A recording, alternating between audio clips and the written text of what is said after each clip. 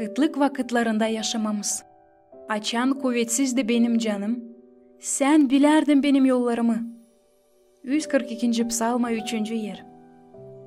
Ondan nece siz geçirirsiniz ağır vakitleri, ruh kıtlığını. Ondan belli olur ne türlü çıkabileceğiniz o vakitlerden. Daha yezik mi? Osay daha kuvvetli mi? Anılmış Dr. Jeffrey Rossman teklif eder 5 prinsip. Angıların yardımından çıkabileceğiz ağır vakitlerden kuvvetli. İlk, tanıyın hem anlayın ne duyarsınız. Psalmaları yazan David demiş, açan kuvvetsizdi benim canım, sen sahibi bilerdin benim yollarımı. Allah artık bilir ne sen duyarsın. Ama saklarken duygularını kendinden hem bastırarken onları, sen kuvvetsizlendirirsin kendini, zeytleyersin, depresyaya battırırsın. Bundan da yavaşlatırsın kendi ruh ilaçlamanın vakitini. İkinci prinsip, bul birini kime inanırsın hem güvenirsin. Kimse demer ki herkese açarsınız yüreğinizi. Ama bulun onu kim sizi sever hem kim size değil kasavetsiz. Biblia der, aslı kafadar sever her vakit, hem yardımlar zorlarda da nice kardeş. Prитча 17. baş 17. yer.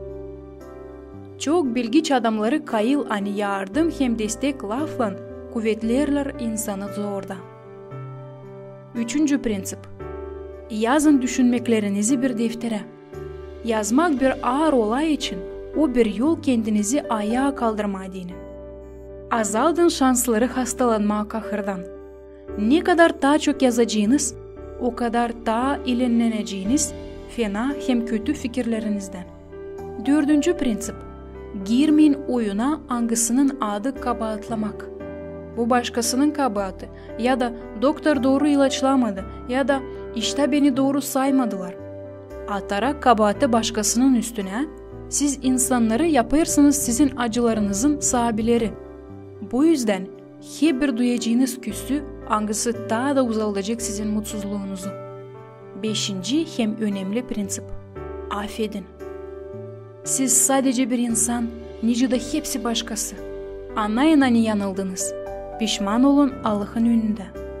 Bundan sonra da savaşın kendinizi affetme, da gitmeye öteye doğru uz. Allah'ın lafı söyler hani o zaman açan Allah'a prost eder. O başka getirmer aklısına günahlarımızı. Bu yazılı İsa'da 43. başta 25. yerde. Bu yüzden eğer Allah unuttuysa senin günahını, sen hiç de değil lazım onları aklına getirersin.